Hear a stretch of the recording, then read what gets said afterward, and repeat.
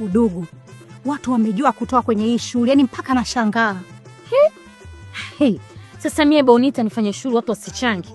Yaani mtu yote na kuvokuambia roho juu anataka aje kwenye shule ya Bonita. Yaani hata kama una pesa, lazima ndo ukakope, ucheze michezo, ucheze vikoba, uje kwenye shule yangu. Lazima unichangie.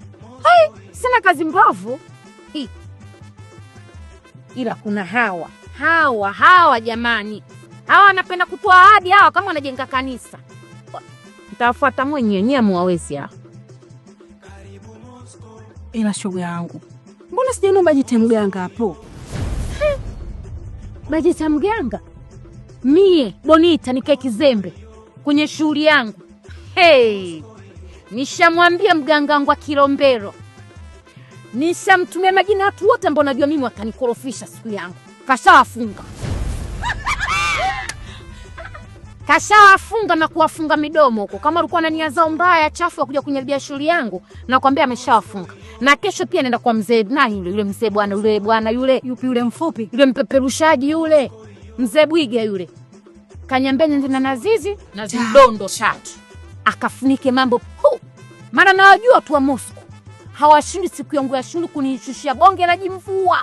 Ukashanga kote kuna mvua, ila kwenye shule yangu kuna mvua. Siwezi. Mimi nakaja kizembe. Ila usikose shoga yangu kupeleka hizo nazi. Ai, lazima wewe. Bonita nyaboko. Huyu jina lake Ishenda Kilombero. Safi. Wewe na kidamu huyu sana.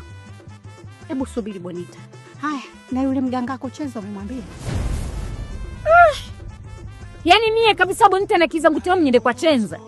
Ila na yule mganga mtamwacha lini jamani? Mbona analia vipesa vyenu nyie? Au mnatembea naye? Maana yule mganga kwa kutembea na wateja wake yule. Maana mmemkasa yule chenza ana kitu jamani, yule kwanza ana nuksi yule. Mizimu kwanza imemkataa kwao. Yule chenza na sana tembea na wateja, mizimu imemkataa uganga. Nyie mnapoteza hela. Mimi nashangaa tu na nimeambiwa nimwangalieni tu. Kama nyie kutu mnaenda kwa chenza.